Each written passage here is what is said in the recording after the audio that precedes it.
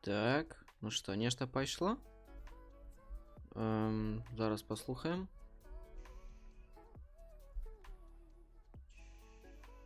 Напэўна, пайшло.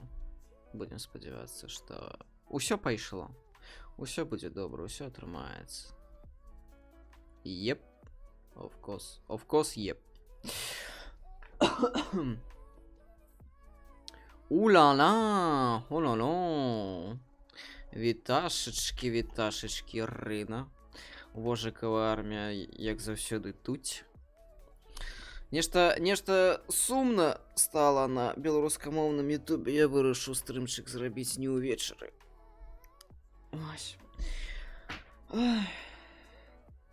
Зараз толькі уключу, каб каментарыі чытаць. Ля, прывітанне, як справы? Блага справы, усё брыдла. Млявасць і абыякавасць да жыцця. Пануюць такія вось настроі. А што рабіць? Трэба жыць. Будзем рухацца, будзем змагацца. А у вас як? Зараз я пачну, я тут крышачку. Так. Всё, можем пачынаць. Ой, вожыкі тут як тут. Ай, класна, як люблю вожыкаў. Так, ну што, мы пачынаем. Дзе мы скончылі? Трэба знайсці.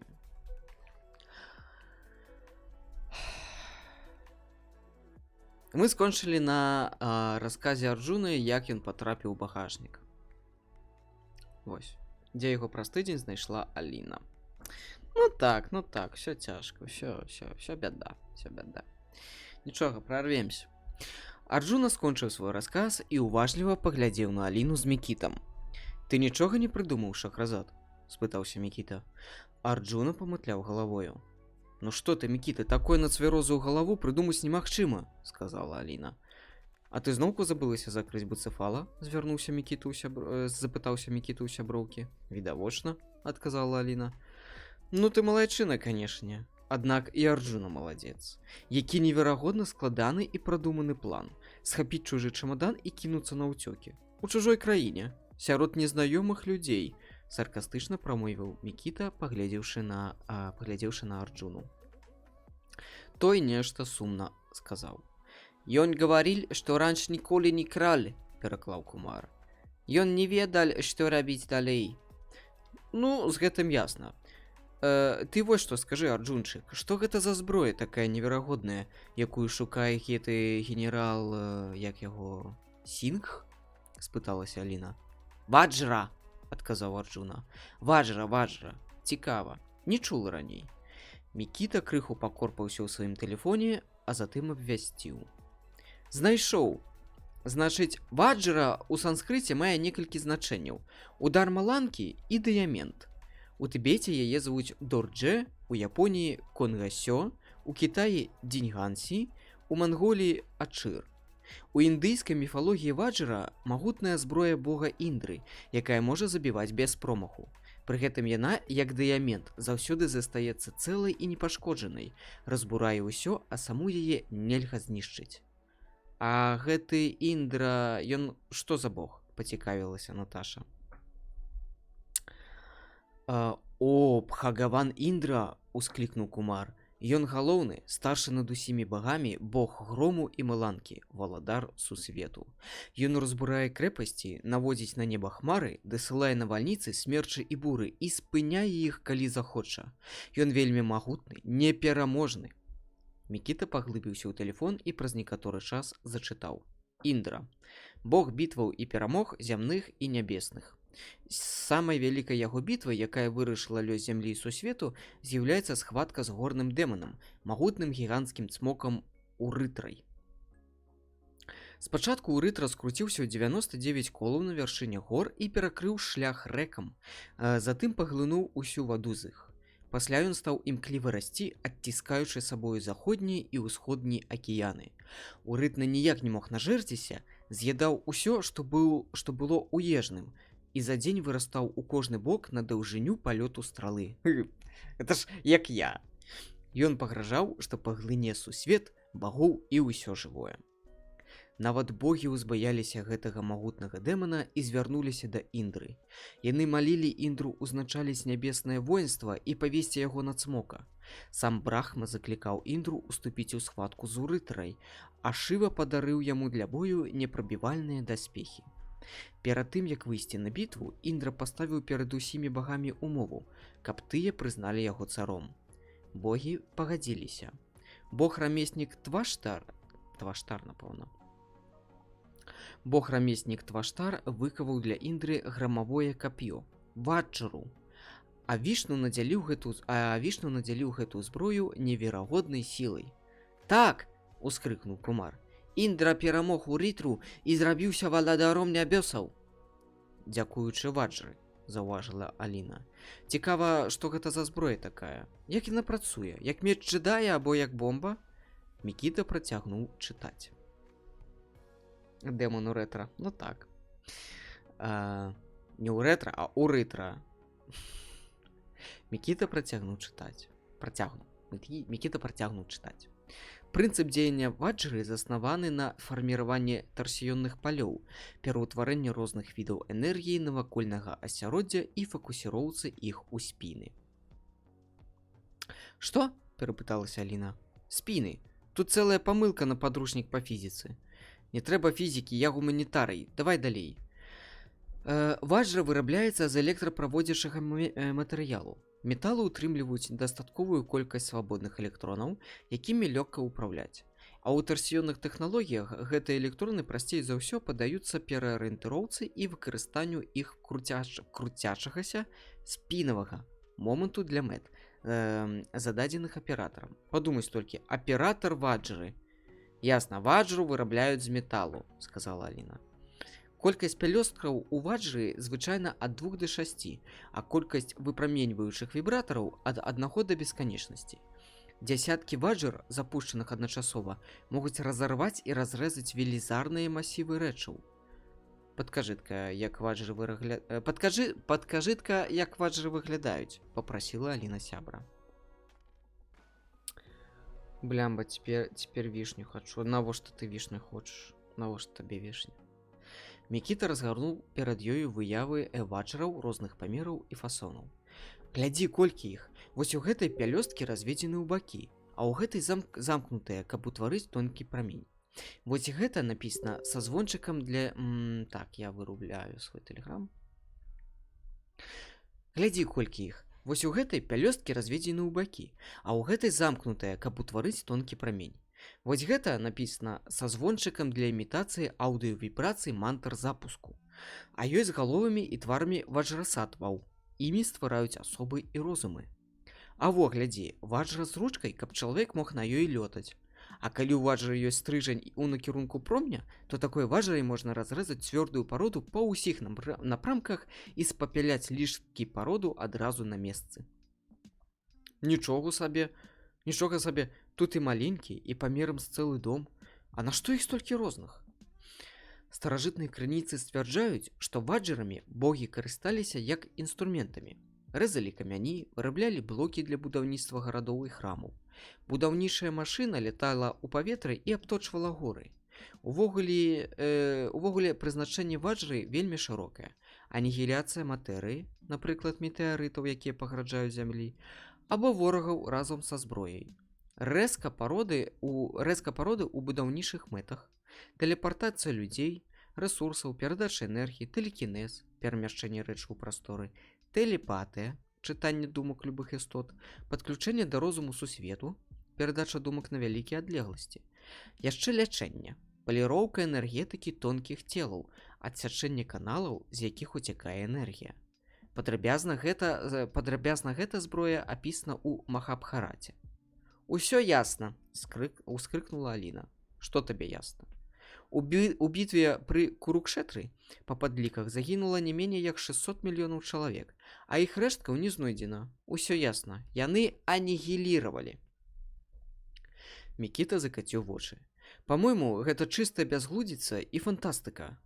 Вось і праверым. Вось што я не зразумела. Іх столькі відаў. Наша як выглядае? Кумар пагаварыў з Арджунай і паведаміў. Ваджра, якая абараняла Рахігархі, унікальная, зроблена па асаблівай тэхналогіі з прымяненнем зоркі.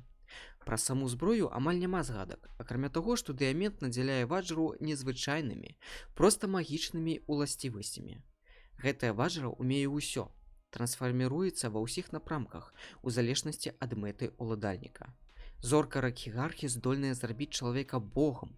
Генерал Сінг прыехаў сюды, каб знайсці ваджру і разбуджаць яе.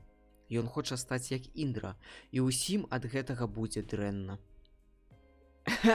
Анігілятарная пушка. Навошта ты гэта напісаў? Навошта? Гэта адна з самых маіх любімых упоратых відосаў.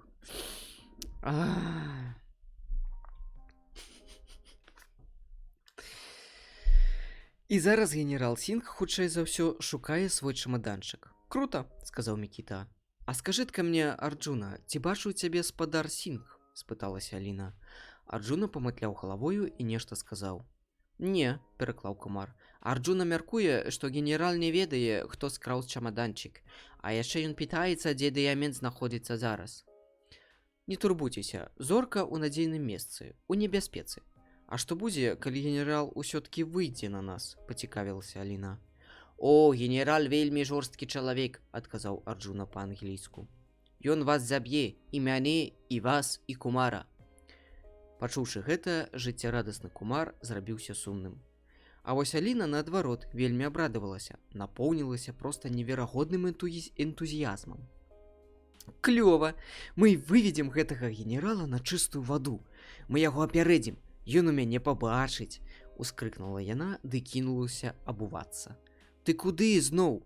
Насцеражыўся Мікіта. Як куды? Ратаваць свет. Хто са мною? Не-не-не, я не хачу, спалохаўся Кумар. Можна я забяру цімбаль і пайду? Нельга, у вас практыка, вы падпісалі паперы, нагадала Наташа. Кумар засумаваў яшчэ больш. Арджуна, я так думаю, вы таксама са мной, бо у вас няма выбару. Мікіта, а ты? Аліна паглядзела на сябра. Я не згодны, ускрыкнуў Мікіта. Нас усіх заб'юць, а ў мяне яшчэ маюцца справы на гэтым свеце. Гэта ж якія, цікава? Розныя. Напрыклад, я не пакіну пасля сябе патомства. Чалавецтва за гэтага не скончыць існавання. Карацей, ты таксама едзеш з намі. Але куды? О, у мяне ёсць ідэальны план.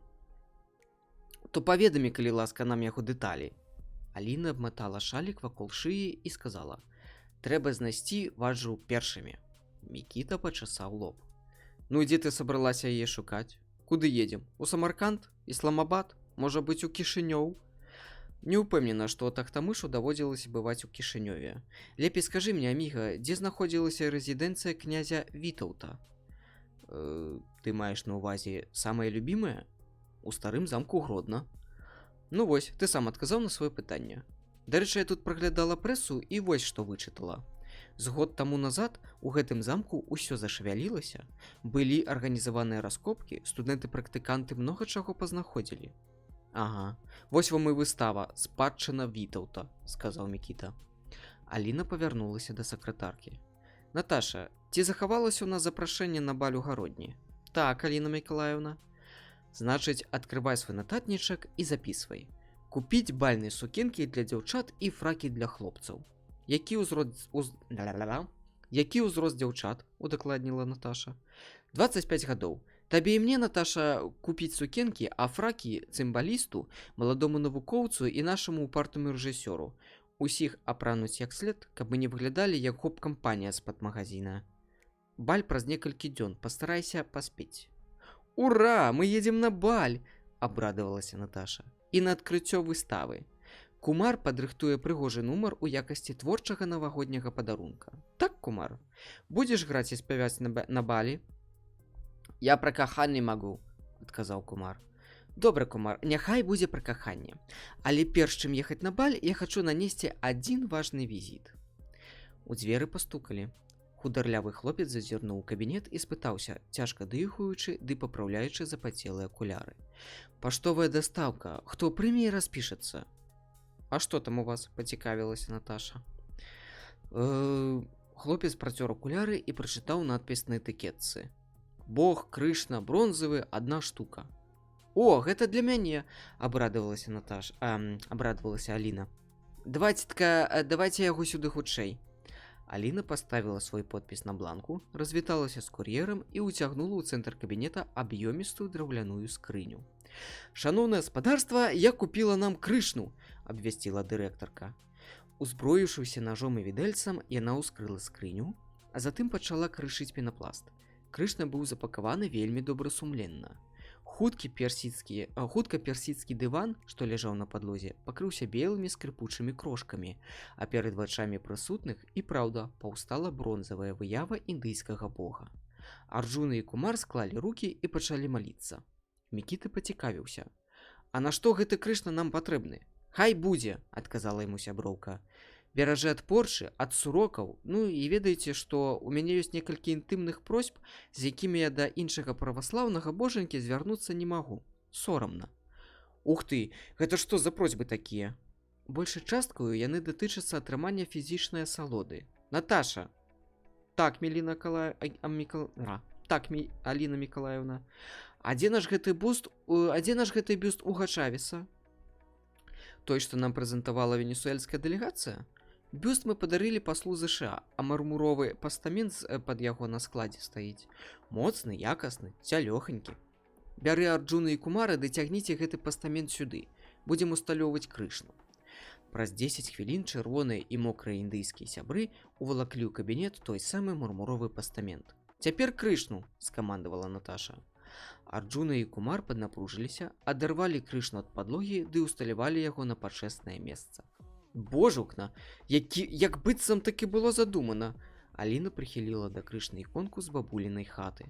О, каб быў падвойны эфект. Трэба кветкі і лямпу, і салодкі дым, сказаў Кумар. Гэтым зоймецца Наташа, сказала Аліна. Мілая, пагуглі там, як правільна абставіць бажаство, а нам трэба ехаць. Пачакайце, крыкнула Наташа. Яна выбегла ў прыёмную і прынесла шапку-вышанку, валёнкі, цёплую куртку і рукавіцы. Гэта я ў касцюмернай знайшла, сказала яна. Хай Арджуна апранецца, а то здубее па нашым надвор'і. Сакратарка дапамагла Раджараму апрануцца і завязала на ягонай шыі свой ружовы шалік. Якая ты хорошая, з захапленнем сказаў Кумар. Вяртайцеся хутчэй, адказала Наташа і расчырванелася. Ой, Наташке спадабаўся. Ой, Кумар. Ай. Весело тут. Ну, не так, каб весело. Але... Дзеля цябе, Дзімачка, я магу зрабіць АСМР. Але я не ўпэўнена, што іншым гэта будзе даспадобы, так што адкладзем гэта на, можа, іншы асобны стрым.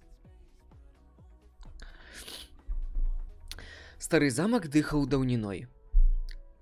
Больш як 10 стагоддзяў ён стаяў над Нёманам, маўклівы сведка вялікіх перамог, непазбежнай змены эпох і незваротнай імклівасці часу. Самы першы замак быў збудаваны ў вусці ракі Гараднічанкі. Ён быў цалкам драўляны, вытачаў водар смалы і лесу. Светлавалосыя, яснавокія хлопчыкі і дзяўчынкі прыбягалі да яго сцен, каб паглядзець, як воіны вастраць зброю, збіраючыся ў паходы. Баявыя коні пілі празрыстую рачную ваду, фыркалі, трэслі шаўковымі грывамі, білі капытамі, і ва ўсе бакі разляталіся зіхатлівыя, нібы самацветы, халодныя пырскі. Давно читаете? Ой, ну зараз скажу 19 хвілін і 32, 33, 35 секунд. Ось. Так. Крэпасць стаяла на заходнім рубяжы краю.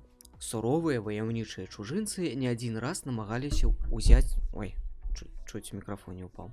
Суровыя ваяўнічыя чужынцы не адзін раз намагаліся ўзяць горад сілай, абрабаваць яго жыхароў. Стары замак выгараў дашчэнту, але зноў вырастаў. Высокі, светлы, непакорны. Ён цягнуўся вежамі да неба, а сонца пяшчотна цалавала яго цёплыя смалістыя сцены. Час ляцеў. Горад рос, мацнеў і хутка ўвайшоў у склад вялікага княства літоўскага. На захадзе вырасла новая пагроза – крыжаносцы. Цёмнай хмарай, лязгуючы зброяй і даспехамі, прарываліся яны на ўсход, пакідаючы за сабою рэкі крыві. Не адзін і не два разы замак адбіваў іх набегі. Абаронцы горада збудавалі магутную каменную вежу. І вось уладаром замка стаў князь Вітаўт. Ён зрабіў крэпасць сваёй галоўнай рэзідэнцыяй. Падчас асады замка вялікім Ягайлам замак ізноў амаль цалкам загінуў у агні. Вітаўт не стаў сумаваць і адбудаваў на высокам беразе Нёмана магутны каменны палац з 5 вежамі. У мяне неправільны націск. Каменны. Магутны каменны палац з 5 вежамі. Новыя моцныя сцены былі не па зубах ні крыжаносцам, ні рускім князям. Час бег. Памёр Вітаўт. Уладары замка змяняліся, і з кожным новым уладаром ён набываў новае аблічча. Побач са старым замкам вырас новы. А потым скончылася эпоха самаўладдзя, і замкавы комплекс ператварыўся ў музей. Леапольд Францавіч, дырэктар музейнага комплекса, сядзеў за сталом і трымаў у руках асадку.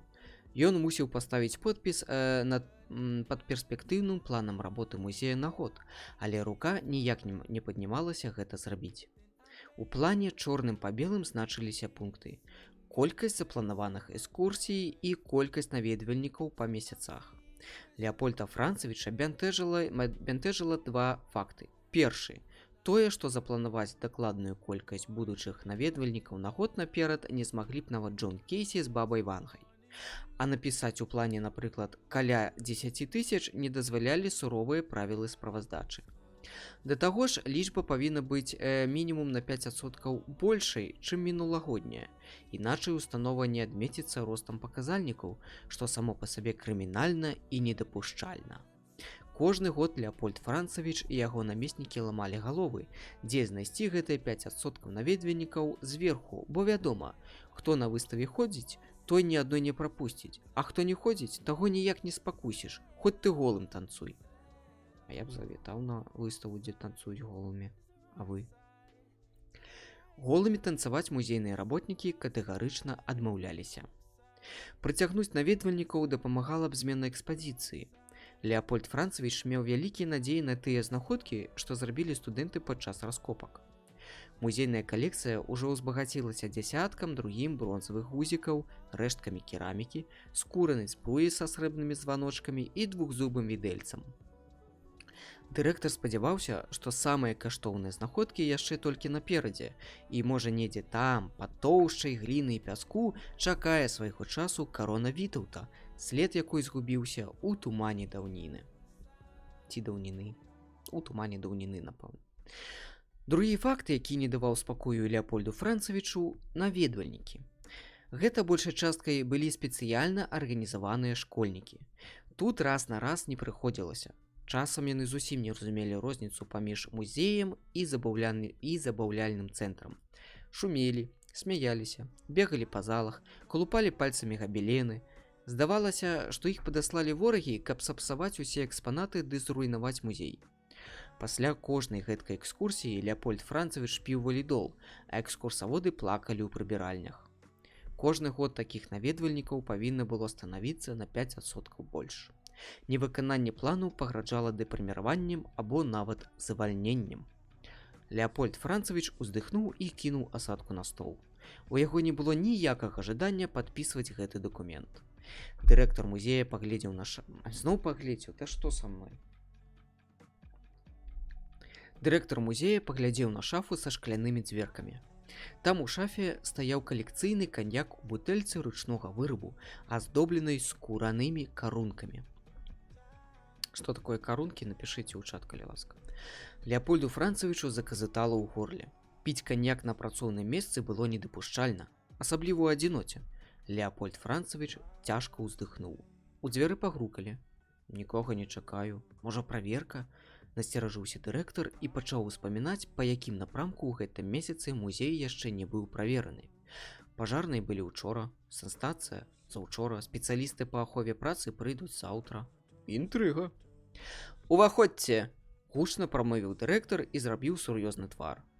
У кабінет увайшоў худзенькі немалады чалавек вельмі інтэлігентнага выгляду, у шэрым пінжаку, джинсах і доўгім паласатым шарфе, абматаным вакол шыі некалькі разоў. Праз сівыя валасы на ягонай галаве прасвечваў акуратны, таксама вельмі інтэлігентны плешак. «Прывітанне», – заклапочана сказаў ён. «Прывітанне, Сцяпан Аполлонович», – павітаўся дырэктар. «Мы дамаўляліся на 11 гадзін раніцы, зараз 4 гадзіны вечара. Так, але ж дзень яшчэ не скончыўся. Я вам так скажу. Вам вельмі пашчасціла, што я пагадзіўся рабіць ваш баль. Мы зробім такі шэдэўр, што вам пазайздросцяць і вялікі тэатр, і мір, і нясвіж», – узрушана сказаў Сцяпан Аполлонович.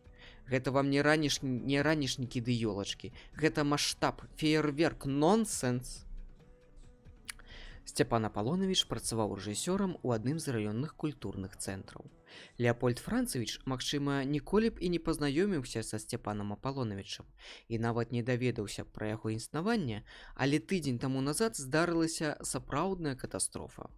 Аказалася, што калядны баль у замку рабіць няма каму. Усе лепшыя рэжысёры горада або ўжо занятыя на вялікіх святочных мерапрыемствах, або з'ехалі на міжнародныя фестывалі за мяжу.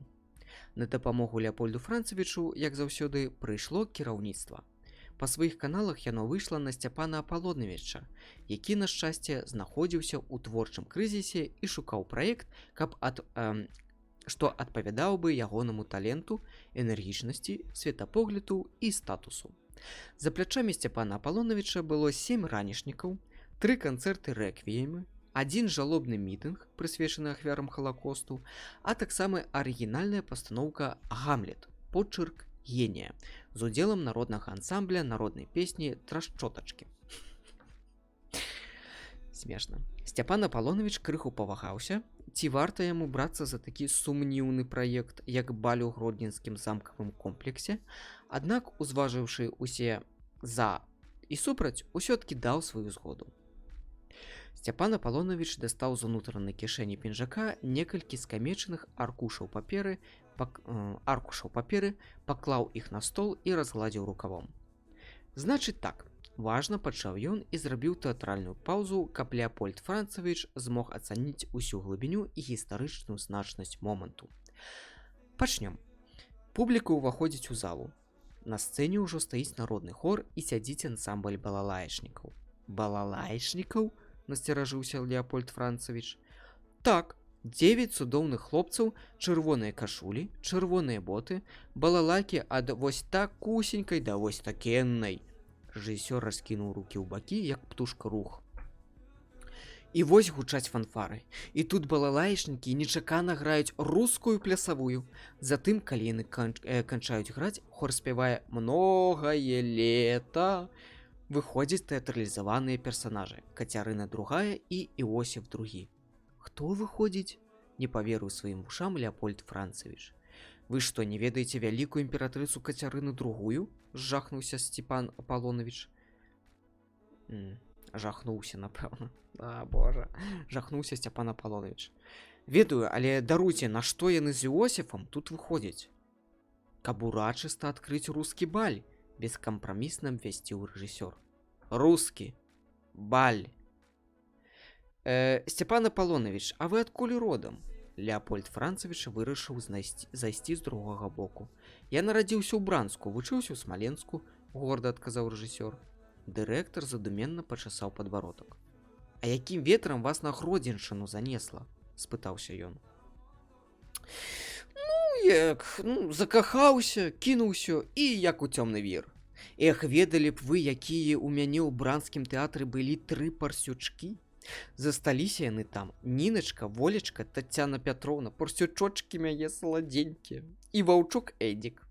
Ну, карацей, так і асеў я тут, на Гродзеншчыне. А з жонкай развёўся, на шчасце. Нічога яна ў мастацтве не разумела. Праўда, такія дранікі гатавала. Сумую па ейных драніках. Што ўмела, то ўмела». «Спачуваю. Аднак вернемся до нашага балю. Зачытайце, калі ласка, што у вас яшчэ плануецца па праграме? Паланезы, полькі, можа быць, бранль? Паспрабаваў дапамагчы рэжысёру Леапольд Францавіч. З кіраўніцтва яму сварыцца не хацелася. Ну што вы, якія полькі, які бранль? Увогуле, што такое гэты бранль? Вы мяне здзіўляеце, запярэчыў Сцяпан Аполлонавіч. Чайкоўскі, Рахманінаў, Мусарскі, два рамансы пра ямшчыка і туманную раніцу, лыжачнікі, гарманісты і скамарохі. Гэта ў першым аддзяленні, а ў другім лацінаамерыканская праграма «Гарачыя мулаткі» і «Карнавал». У кабінеце павісла паўза. Сцяпан Аполлонавіч чакаў захапленняў і кампліментаў. Леапольд Францавіч моўчкі разважаў, як бы падалікатней сфармуляваць свае пажаданні да сцэнарнага плану, у якім не было нават намёку на Вітаўта і яго спадчыну. Больш за тое, не мелася згадак і пра культурна-гістарычную спадчыну ўсяго рэгіёна. Дырэктар ажно ўзмок ад старанняў, але ў яго не выходзіла аформіць свае думкі ў дыпламатычны тэкст. Вам увогуле цікава?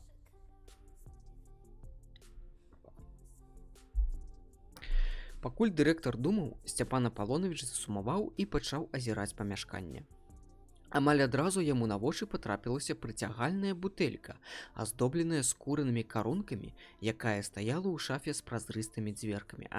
Ніхто пра карункі мне не напісаў. Усё самому рабіць, усё самому. Божа ты мой Божа, што гэта за жыццё-то такое? Ой, зараз я пагляджу, што такое карункі. Всё, ясна. Гэта кружева. Скураныя карункі гэта скураныя карункі, зараз я разумею. То бок карункавая бялізна, то гэта будзе у нас. Ясна. А гэта у вас канечак? Ажывіўся рэжысёр. Так, кіўнуў дырэктар. Армянскі? Так, калекцыйны, адказаў Леапольд Францавіч і канчаткова згубіў ход думак. А можна, я выйду на хвілінку. Дырэктар падняўся і шпарка выйшаў з кабінета, а ў прыёмнай лоб у лоб сутыкнуўся з Алінай, якая бадзёрай хадой накіроўвалася роўна ў супрацьлеглым напрамку. У кабінет да Леапольда Францавіча на аўдыенцыю. Ой, Леапольд Францавіч, добры дзень, добры дзянёк, павіталася Аліна і кінулася да дырэктару ў абдымкі. Леапольд Францавіч ухапіўся за Аліну, як за выратавальны круг. Прывітанне, Аліначка, прывітанне, як жа я рады вас бачыць, ускрыкнуў ён, і ад празмернасці пачуццяў на яго вачах прыступілі слёзы. Што з вамі, Леапольд Францавіч? Здзівілася Аліна. Ой, не звяртайце ўвагай, алергія на пыл, у нас жа рамонт. Мітусня, грукат, вэрхал. Давайте пройдзем у канферэнц-залу, там мы зможам спакойна паразмаўляць. Леапольд Францавіч, рашуча ухапіўшы госцю за стан, павёў яе ў канферэнц-залу. Каронка гэта як пломба. То каронка, а то карунка. Карунка праз у. Да у-у-ю. У. Так, колькі мы там начыталі.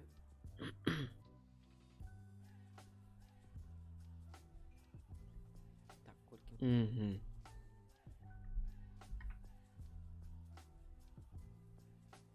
Не разумею, колькі. Секунду.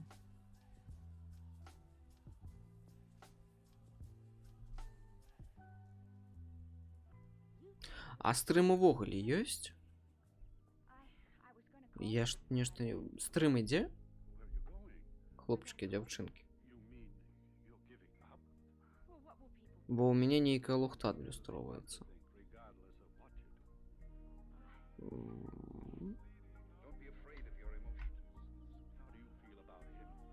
Ідзе. А YouTube шлыхаецца. Окей, тады я працягну.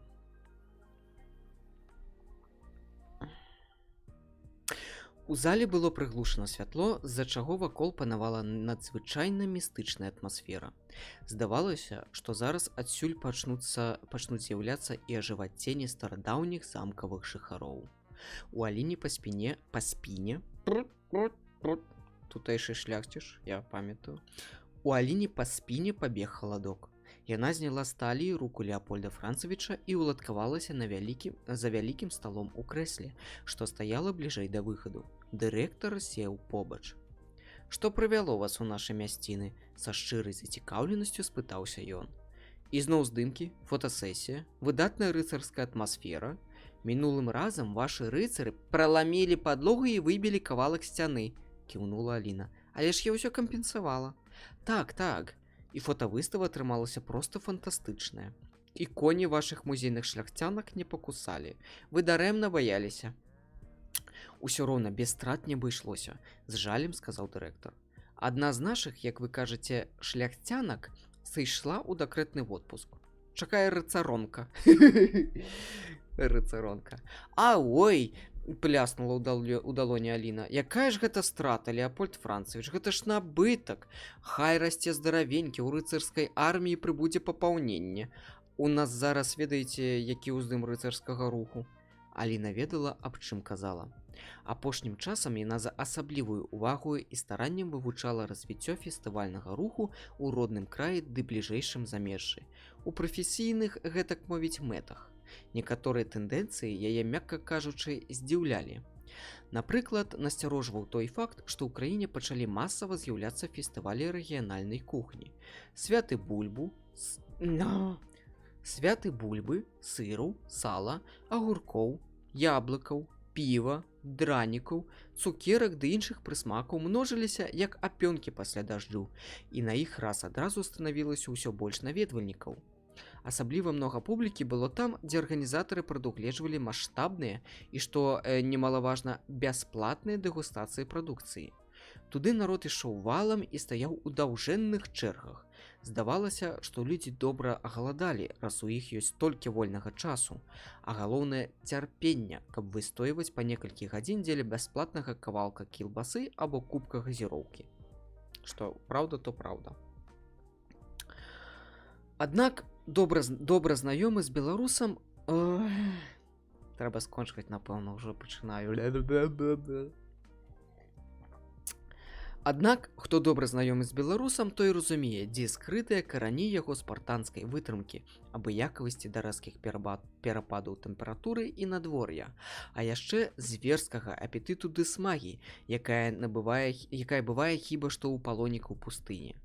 Чароўнае слова «халява» прабуджае ў кожным беларусе проста неверагодную стойкасць. Што праўда, то праўда. Плюсік у чат, хто згодны. «Ніякіх бясплатных дэгустацый, нічога бясплатнага, хопіць разбэшчваць публіку», – абуралася яна, калі ад каго-небудзь з супрацоўнікаў паступала, здавалася б, самая простая ідэя па прыцягненні людзей на мерапрыемства. «Сёння мы ім дадзім бясплатна адно, а заўтра яны ад нас будуць патрабаваць зрабіць бясплатным усё, што ім хочацца атрымаць. Хто сябе паважае, той за бясплатны не працуе. Хоць па 3 капейкі, а няхай заплоцяць. Хай ведаюць цану, якой даецца шчасце». Так, я буду скончыць, бо ў мяне ўжо язык пачынае. Пра халяву мне вельмі спадабалася. Вось проста вось у самае у яблычка. Вось. Тое вось самае вось самую праўду. Дзякуй, хлопчыкі, дзяўчынкі, вожыкі мая. Я буду скончваць, потым працягну, магчыма, заўтра. Вось. Дзякуй, што далучыліся, і да наступных сустрэч.